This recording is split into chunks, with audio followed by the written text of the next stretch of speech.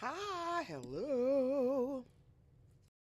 Hello, hello. It is a Monday. We are here for a Monday.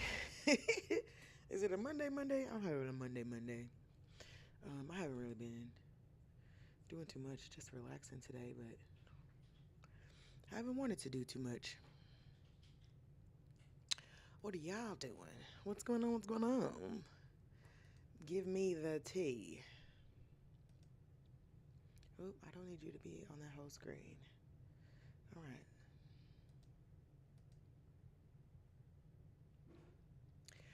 Good afternoon, morning, wherever you are.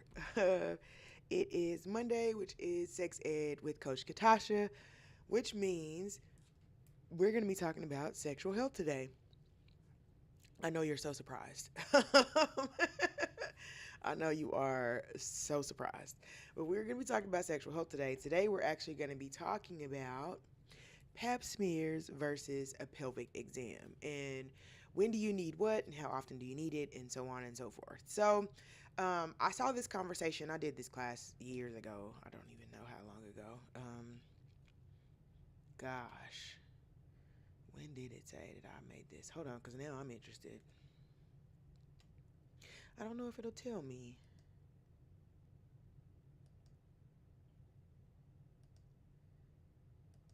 Yeah, it was a long time ago. This is probably one of the first classes I did. So, but I thought it was important because it was an important conversation. There are a lot of people that are moving into the next phase of their sexual health. There are going to be people that are in the pre part of that, all kinds of stuff. And you need to know what is necessary. What do you need to do? What is the difference between a pelvic exam and a pap smear, because the two words are used interchangeably, but they're not the same thing. I don't have any makeup on. Can you see? I need to do, my skin is tripping, so this is what y'all get today. Sorry. I mean, the material speaks for itself. I don't have to do too much, but no, I'm just kidding. I'm just kidding. Don't get on here calling me ugly. But no, the two words, like when you say pap smear, pelvic exam, you really think about the same thing, but they're not the same thing. There are two totally separate things, and there are situations where you'll need one versus needing the other, and so on and so forth. And so that's what we're going to be getting into today. It's not a whole lot of information, but I do think that it's important to make the distinction between what they are and when you need them. Okay, so we're going to do some screen sharing. Let me copy my link.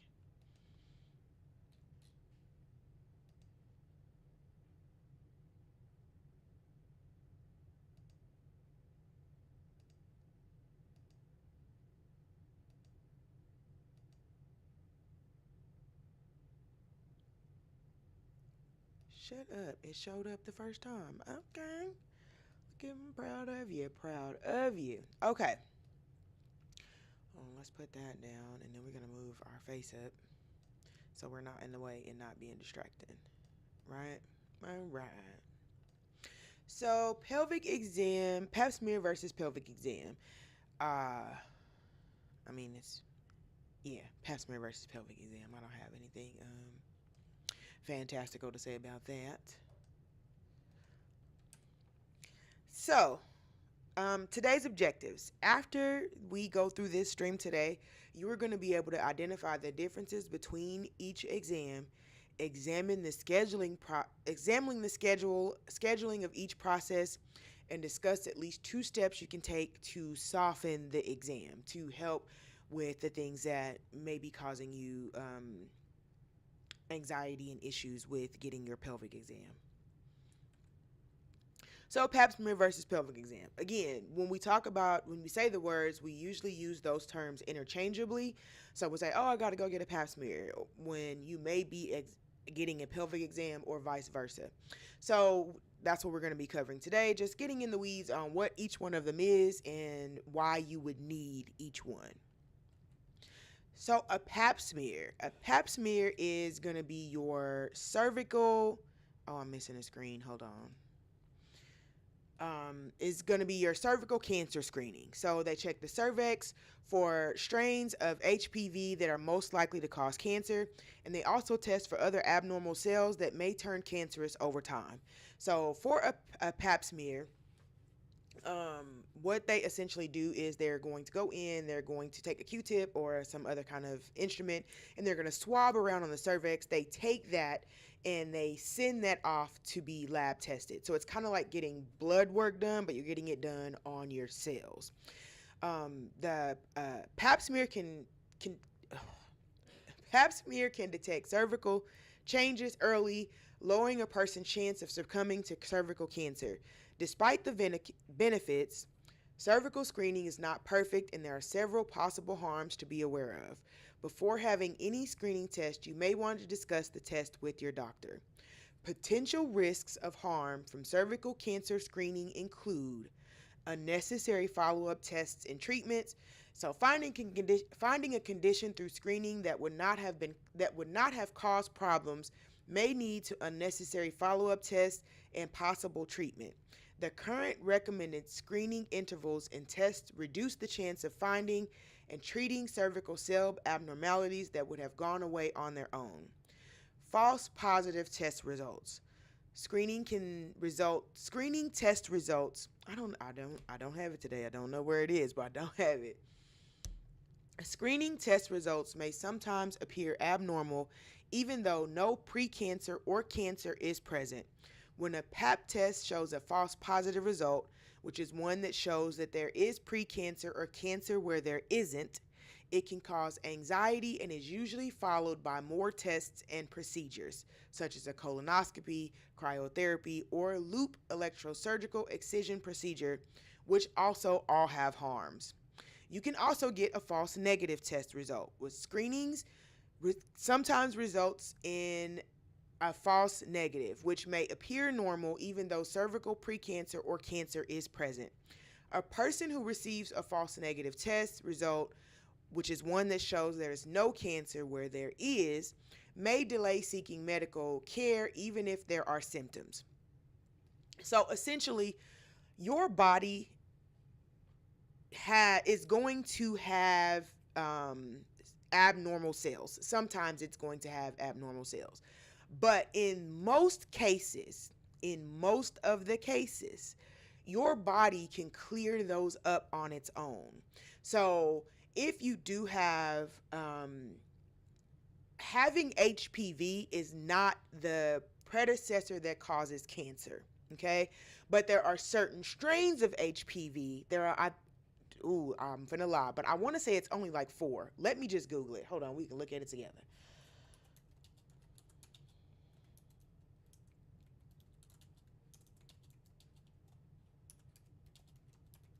I really want to say it's like 4 or 5, maybe 11. There are over 200 strains, 12 strains. Let me see. Can y'all see that? That's what I thought. Okay. So there are over 200 strains of HPV, which is the human papillomavirus, which we can go through a class about that. I have one. I'll put it on the list. Of these, 12 strains are considered high risk and can cause cancer. So these HPV 16, 18, 31, 33, 45, 52, 56, 58, 39, 59, 66, and 68 can all possibly cause HPV. But the majority of cases are caused by 16 and 18. So HPV 16 and HPV 18 are responsible of the majority of HPV-related cancers, including cervical, anal, oropharyngeal, which is in the throat, and penile cancers. The other ones they're not as high risk as 16 and 18, but they also have been known to cause cancer. Okay, so let me make this smaller so I can get it all back in the screen. Not too small. Now you're being ridiculous. All right. So your body, in most cases, again, there are 200 strains. Your body handles all of the other strains with ease. So if you do have a pap smear and it does come back abnormal, what usually happens is your doctor will have you come back in for your next one to make sure. And if you, I think it's 2 or 3 times, I want to say it's 3, I don't know if it's changed.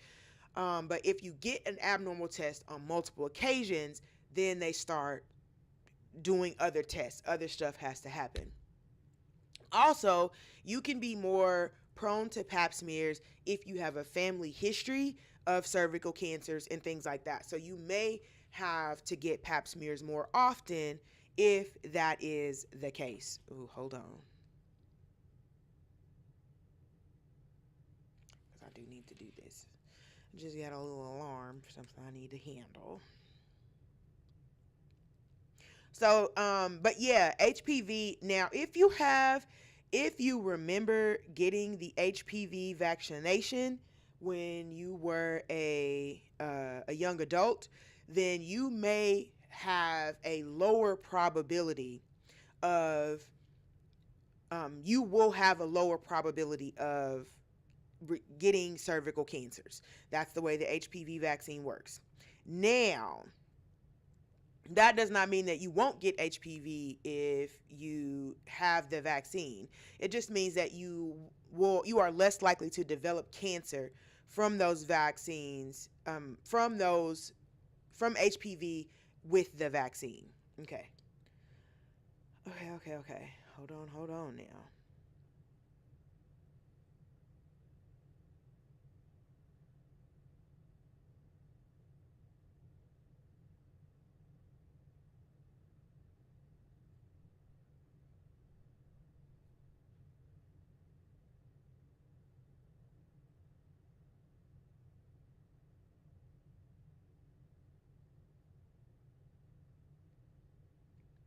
Ooh, okay.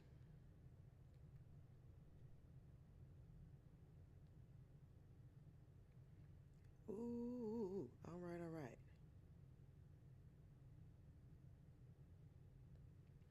Okay, so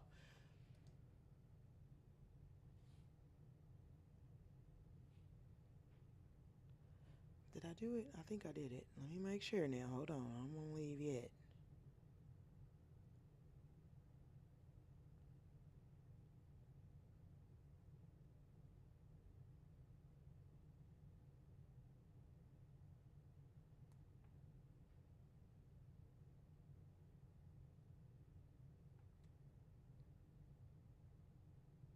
Okay, I did. I'm good.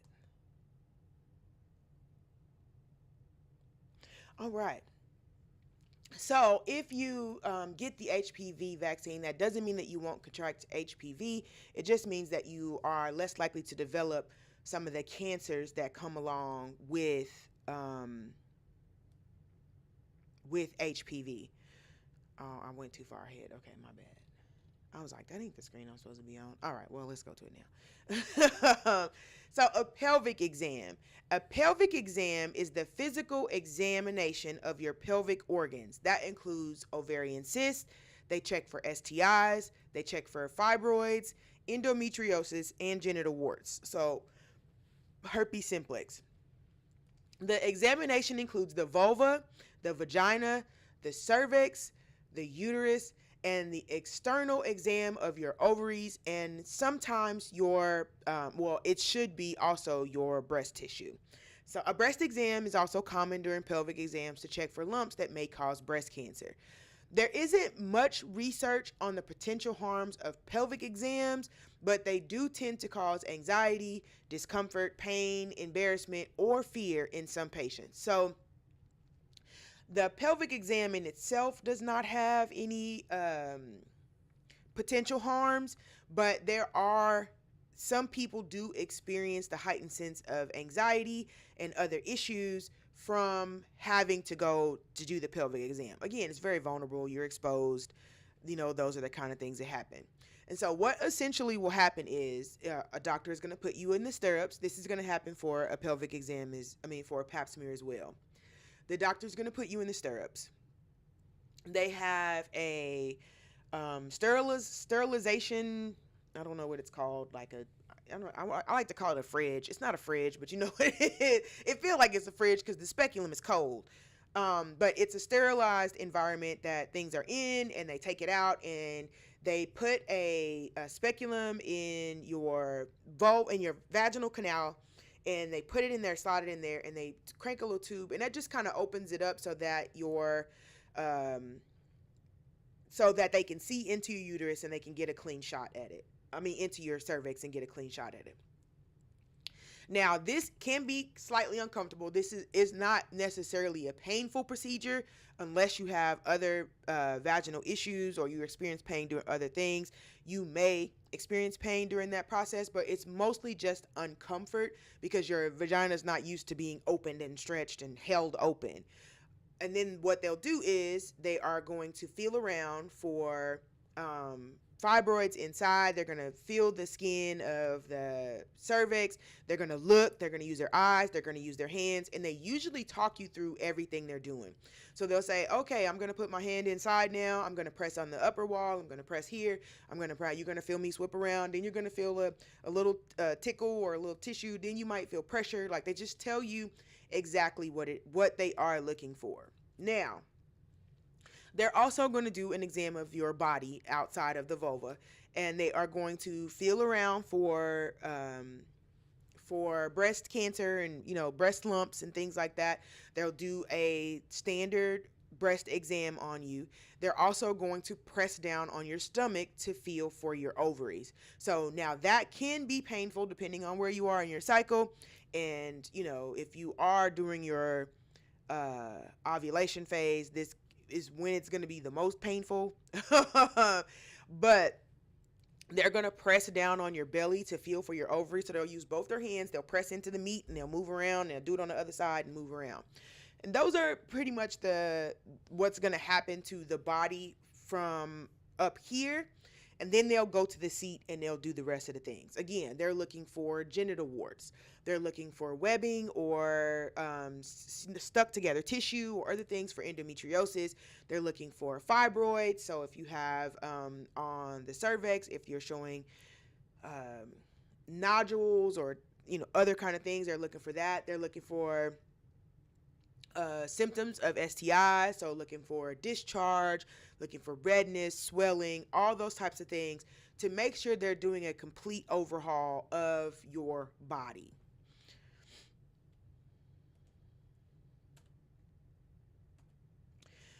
Pelvic exam. So experts recommend that you visit your OBGYN, and that's going to be your obstetricians gynecologist. Barely can get that out.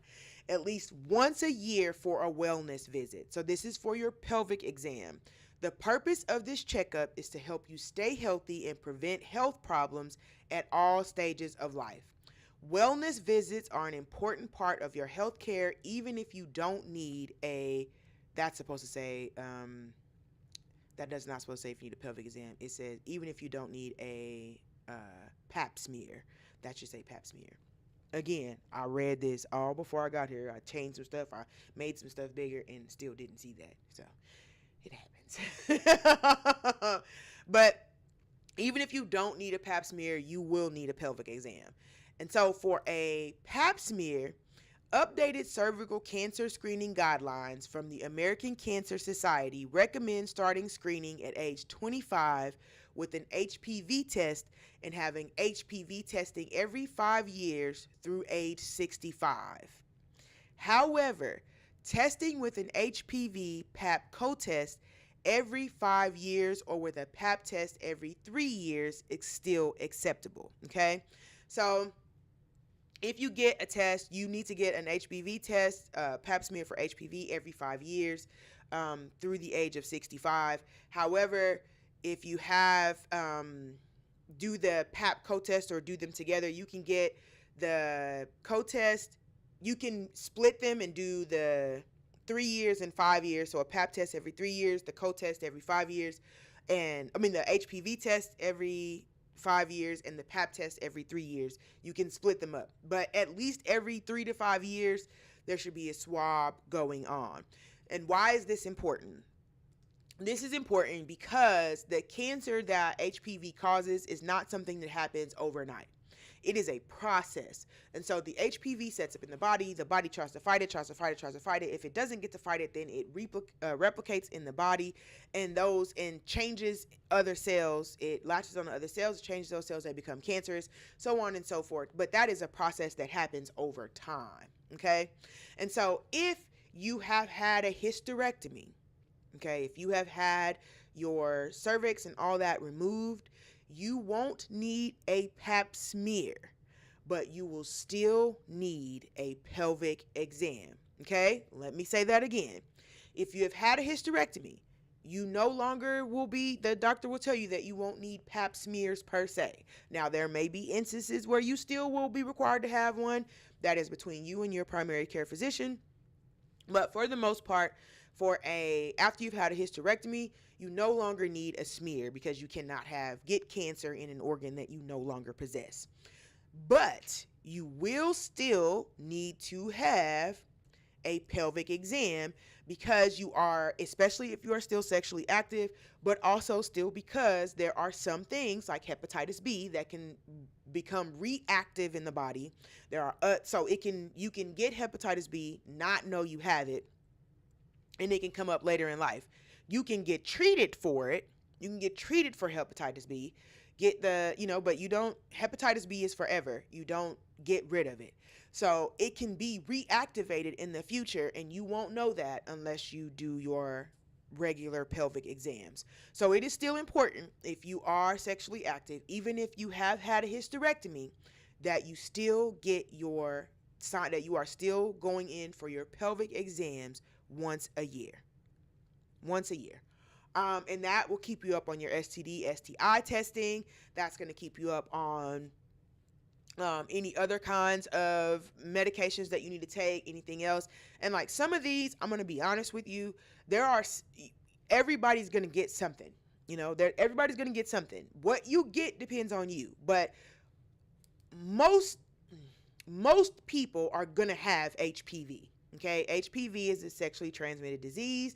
It is not a deadly sexually transmitted disease unless your body cannot handle it and it turns cancerous. But in most cases, most people will have HPV. Okay, by the time you are in your 40s, most of the people will have herpes, will have some version of the herpes simplex virus. Okay, some people see it in cold sores. You can have one or two. One is in the mouth, the other's in the genitals. But most people will have the virus for herpes in their body. By the time you're 70, it's like 90% of people. Hold on, let's look it up. Because it's been a while since I've had to.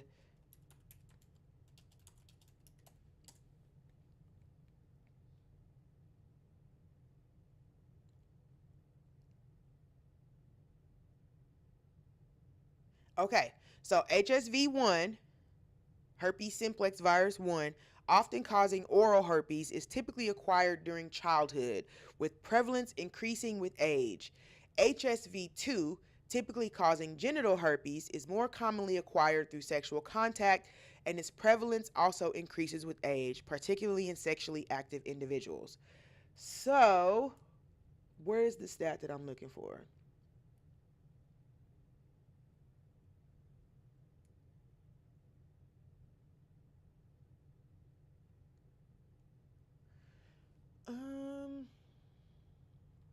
Let's go to WHO, the World Health Organization. In 2020, which is the last available estimates, 3.8 billion people under the age of 50, or 64% of the global population, had HSV1 infection, oral or genital. Most HSV1 infections are acquired during childhood to cause oral herpes. Around 10% of these were estimated to be genital infections occurring in 15 to 49-year-olds. Genital herpes caused by HSV2 affects an estimated 520 million people aged 15 to 49 years worldwide. HSV2 infects women almost twice as often as men because sexual transmission is more efficient from men to women. Prevalence increases with age, through the highest number of new infections are in adolescents and young adults.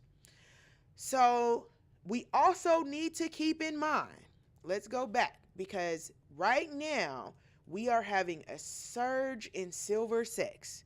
So a lot more older adults are engaging in sexual activity now. And because of that, there are higher cases of some things that were not documented before. You see, it only went up from 15 to 49. 49 is when, not when people stop having sex. Okay, so what do we do?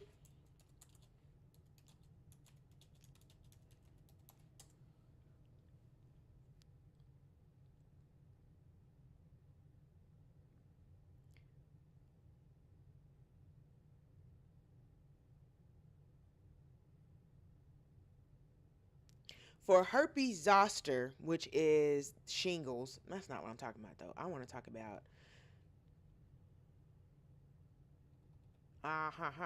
okay, this says, oh, that says 2001. That's a little old. Fast facts about herpes. Let's see when this was. What's the date on this? It's important when you are doing research that you are last updated July 31st, 2025. Okay.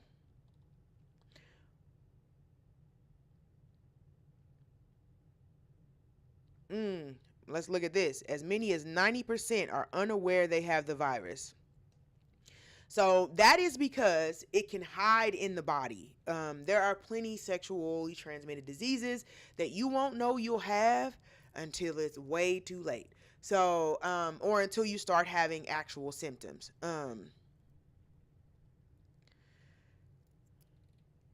Yeah, okay.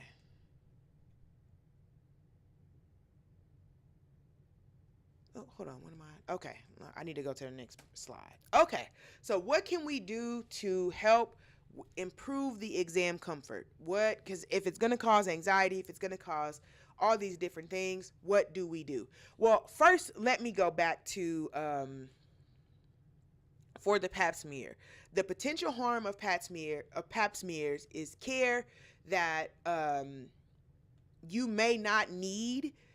The same thing, the same way they did breast cancer, where they stopped having people do home breast exams because they were marking things as cancerous that may not necessarily turn into cancer. Okay, so it's kind of the same thing for pelvic exams. They were marking things that may have cleared up on their own as cancerous, and it caused unnecessary procedures, it causes an unnecessary burden on the healthcare system, and it causes unnecessary stress and strife on the individual who now thinks that they have cancer. um Instead of us being making a better process, we just said, okay, well, we just got to stop doing that because we don't want people to have unnecessary procedures. And that's not the correct process, because at the end of the day, black women and black men are more likely to die from certain types of genital cancers. So black men are the more likely to die from from prostate cancer. Black women are more likely to die from cervical cancer. Black women are more likely to die from breast cancer. So you're talking about taking away, like, oh, well, we're doing all these unnecessary tests. You're doing unnecessary tests, but you're still not saving a great portion of the population. So the process is not to not go, or to, whatever they tell you. You're just going to have to be diligent about your care. Again, if abnormal cells pop up on your screen, you have about 2 more times for that to happen before there's supposed to be another process.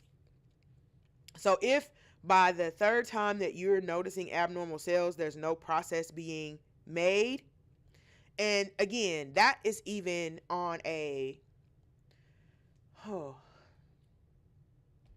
so even if you do it that way, and that's still 3 to 5 years that you are expected to come back, and it's no telling what that can progress to in that time frame. So it's very, very important that you are diligent about your health care and that you are an advocate for yourself and your body. So what can we do to improve the process? You may want to have a partner, friend, or family member in the room during the exam. You are allowed to have someone in the room with you if you are nervous, or if you don't have anyone, it should be, if you have a male doctor, you should at least have a nurse present. If there is not a nurse present, you can request that a nurse be present in the exam room during your exam. If you want to bring someone with you, you can also do that. Your OBGYN should always ask permission before touching you, okay? You should know they should be walking you through the full process of what they're doing. I'm going to stick my hand in. You're going to feel a little pressure. I'm going to feel around. I'm going to swab this. I'm going to check this. You may feel this. They should be talking to you the entire time, but they should have your permission before engaging in the process.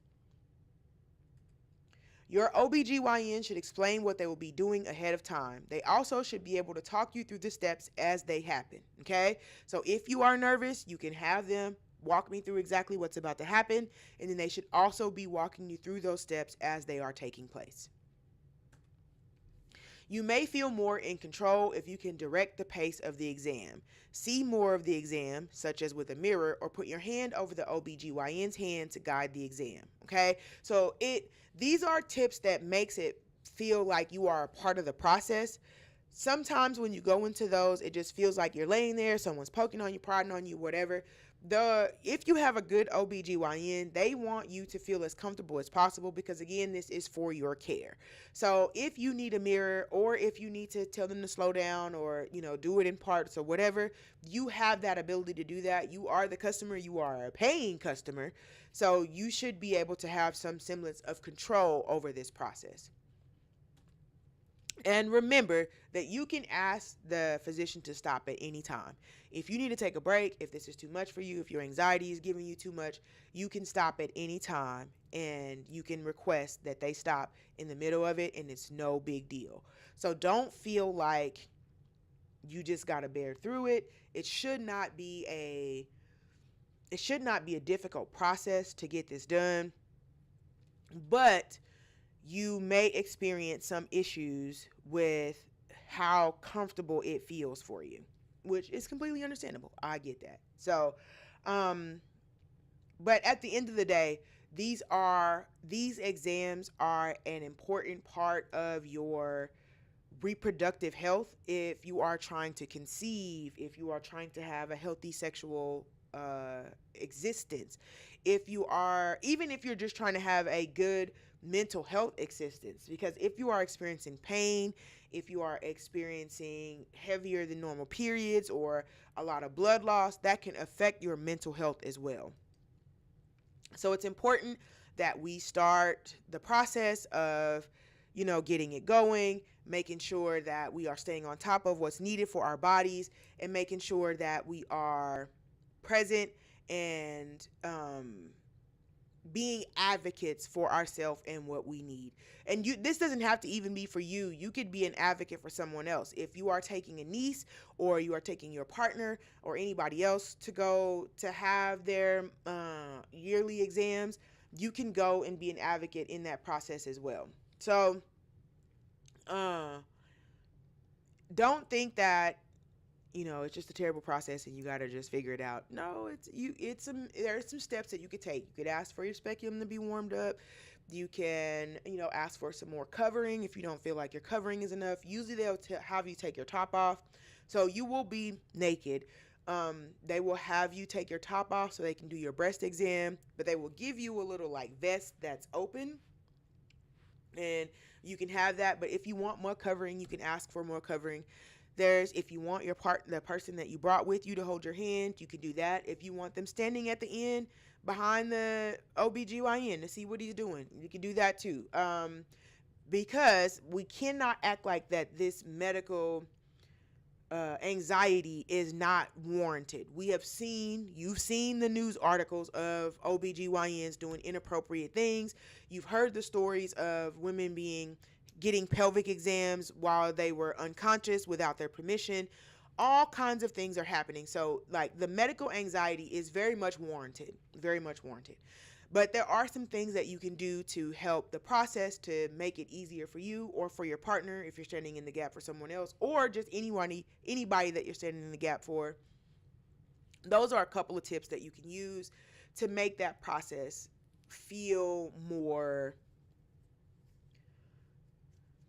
I don't know. I don't even know if it can. I'll be honest with you, because you are sitting with your snooch up in the air, wide open. You know, your cervix is getting wind. It ain't usually doing that. Like, so it's a very vulnerable process. Um, but it is not long, and it is very important to your health, to the nature of your makeup, like to making sure that you are on top of your STDs, STIs.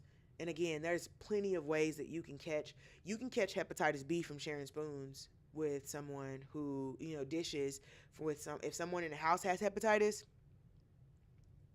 you can get it. So you don't even have to get it through sexual transmission. You can get it from other ways. So, like they said, most of the people who have the virus are not even aware that they have it. When you go into your OBGYN, some things you're gonna have to request to be tested for, like herpes. They don't automatically test for herpes. You have to request that, because it is so prevalent and because it is a sexually transmitted disease. It's just assuming that you're gonna have it. Like, I wish I could find. Let me see if I could look for it, because I remember watching a study. Let me see. What should I search for?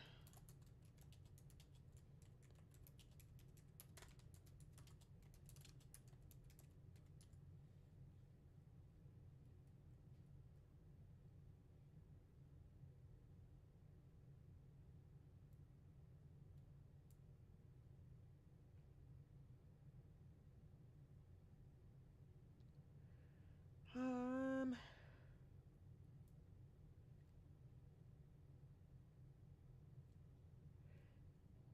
So it doesn't have. I want something that is. It seems like all the information is coming from the same place. Um. From that same study, and I'm like, I took a class on silver sex, and there was a lot of information.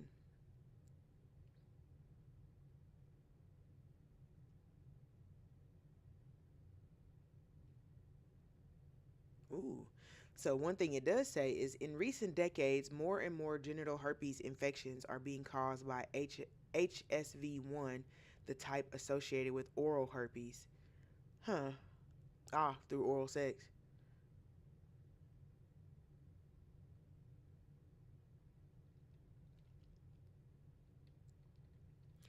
I need age breakdown. Okay. Race and ethnicity. I don't need that. Well, let's look at it.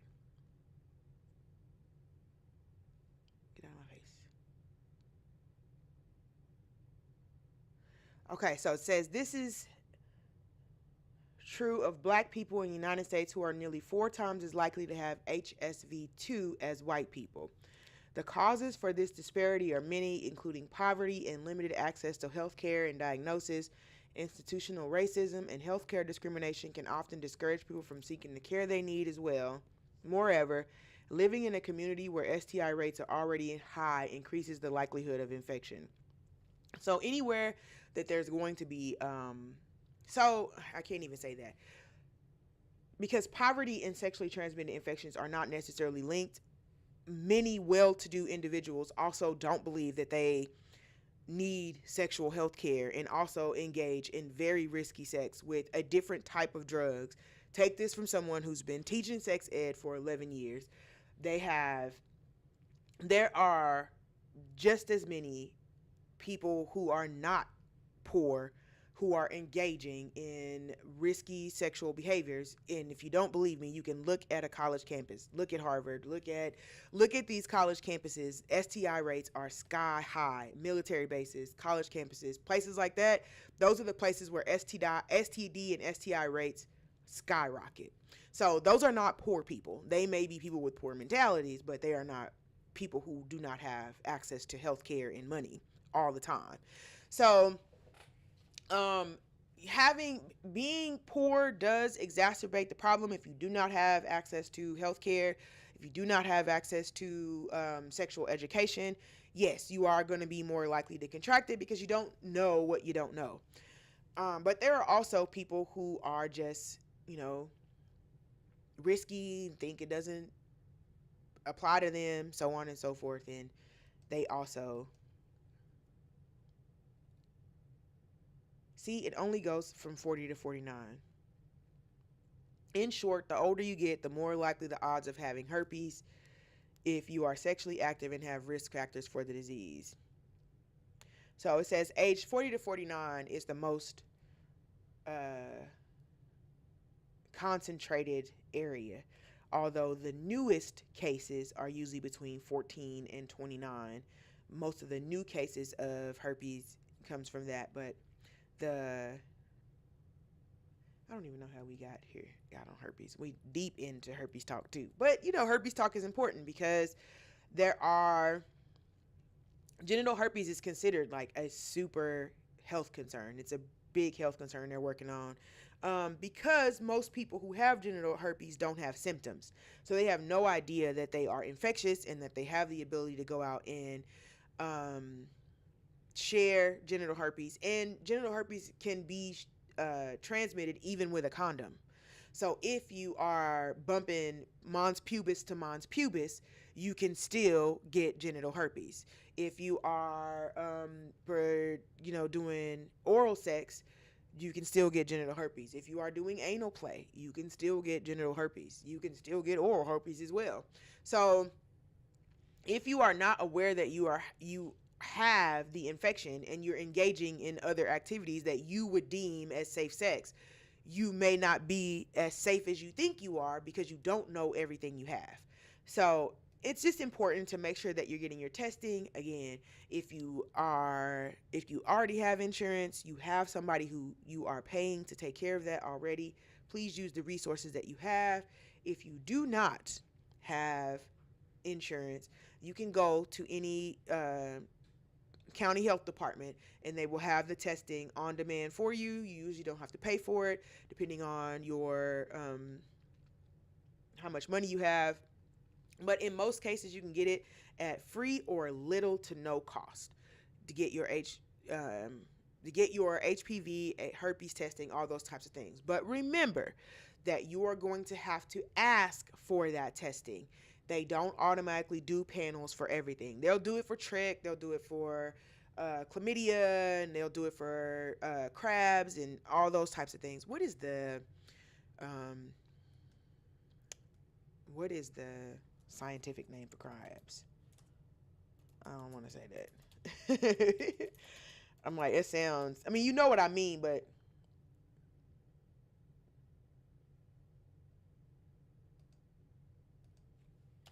it gave me it's called Pitherius, hold on. Pitherius pubis. Say that, girl. Hold on. Oh, public lice. Pubic lice. But it's called, hold on, I'm gonna make the machine say it. Let's see if y'all can hear it.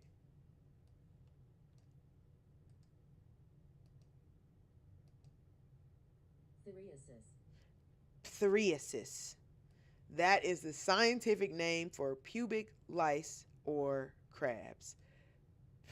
Ptheriasis. Hold on. Ptheriasis. Oh, the P is silent. Ptheriasis. Let me show you what it looked like. Hold on. I've all this time I just always known it as crabs. I mean, I probably should have picked up the name, but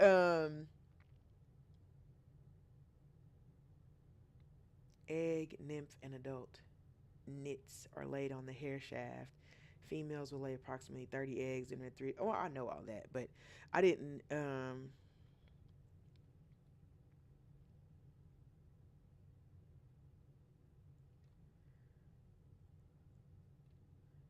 The main mode of transmission is person to person by sexual contact.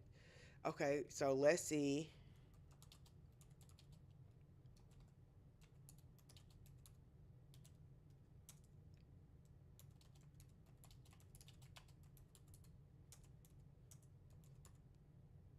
Stop. Stop. Okay. That's what I figured. So, So again, you could be thinking that you're engaging in safe sex, but safe sex does not protect you from psoriasis. Okay? Because the lice live on the mons pubis. The crabs live on the mons pubis. So if again, it's just important. It is super, super, super, super important that you are getting your yearly tests. That is male and female. You need to go to your urologist. You need to go to your gynecologist. You should be getting your yearly exams, and that again is for penis holders as well, because you can have pubic lice and be sharing it and spreading it even though you're having sex with a barrier method.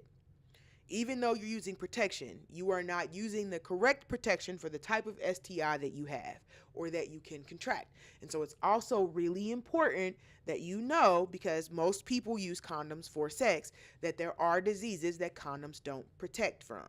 So, and pubic lice is one of them.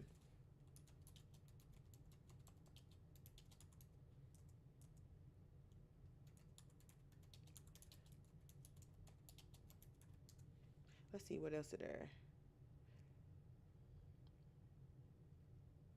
Genital herpes, HPV, syphilis, pubic lice.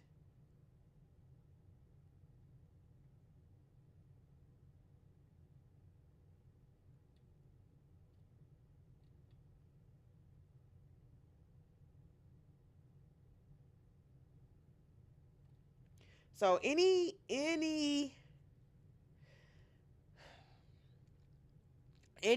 disease that can be, or virus that can be spread from skin to skin contact, is not going to be covered by using a condom. So a condom will protect you from chlamydia, from gonorrhea, trichomoniasis, HIV, and hepatitis B. However, condoms won't protect you from genital warts, mpox, herpes, syphilis, pubic lice, things like that. It's not going to protect you from that.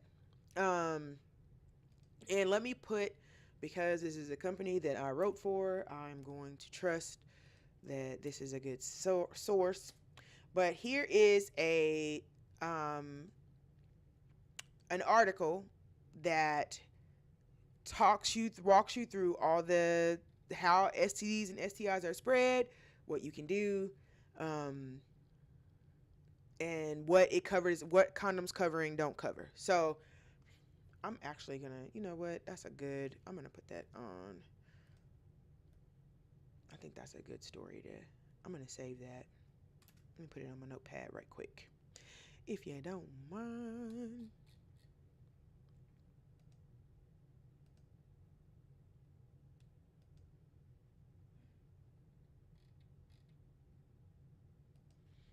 Mm-mm. Okay. So I would like to expound on that. Okay, let me see if I got any questions. Um,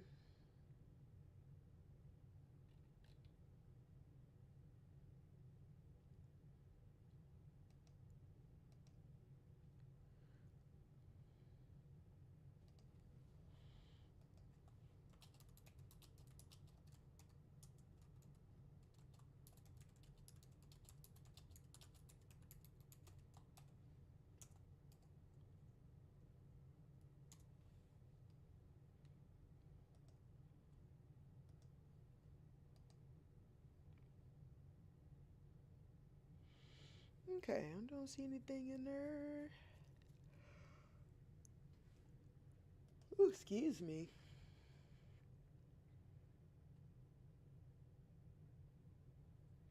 Although condoms do prevent a lot of STDs and STIs, I mean STIs. I say STDs and STIs just because people are used to saying STDs, but it's actually STIs, sexually transmitted infections, because they all don't turn into diseases.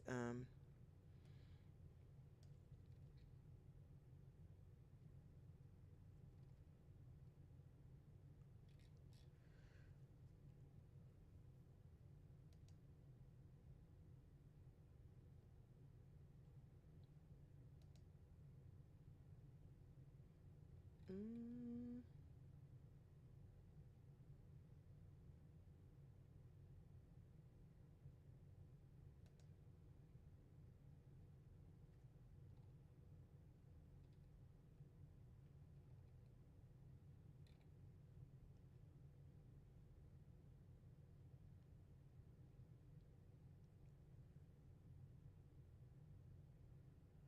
Okay, okay. So no, that looks good to me. Okay, so that is the difference between your pelvic exam and your pap smear. Again, you no matter what the state of your cooch, you should be getting. And if you are sexually active, if you are not using it at all, you still need to be getting that exam because there could be something like again, some of those sit in the body dormant for a long time and then come back and wreak havoc on the body. Oh, excuse me. So make sure that you're taking care of yourself and that you are getting your annual exams just to make sure that nothing's coming up that's been hiding in the body for a while. All right. Okay, let's look at the rest of the schedule for the week. Tomorrow is going to be Tuesday. So we are going to be doing Pleasure Tools Tuesday, and we're going to be talking about building an intimacy playlist. So there's a few, you think there's just whatever music, but it's really not. You really have to curate an experience based on what you need. And it's there are tips and tricks to creating the perfect sex playlist. And so we're going to go through that, go through what you can do, what you need, and, just to build you the perfect Plukin playlist. On Wednesday, that's going to be tomorrow at 12:30 p.m. Central Standard Time. On Wednesday, we're doing Ask Coach Catasha. So it's a live Q&A with a certified sexpert, which is me. You can come in and ask your personal health questions if you want. Those questions you can drop in the chat. I'll be happy to answer them for you. I can I can use my contact clues pretty well. So if your question has language that you know is not going to make it through, just omit that word and I'll be happy to answer it. If you don't want your question associated to your username, you can send that question to my email or any of my social media platforms, and I will be happy to bring it back to the chat on your behalf. So people won't be in your business. You don't deserve that. So, let me put my. Excuse me. I'm sorry. I'm tired. I'm not even gonna lie. Um, we just got back into town. I got to go to my very first family reunion. It was a time. I had such a good time. Um, there's my link tree. If you need any of my social media platforms, you can go on there and you can drop your question into the inbox, and I will be happy to take a look at it for you. Okay? All right, all right.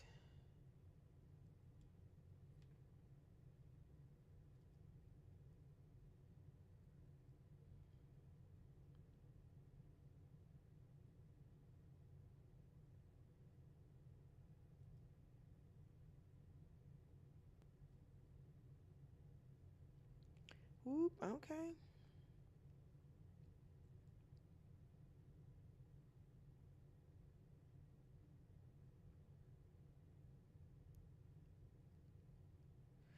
Okay, okay. So, I'm sorry, I got distracted.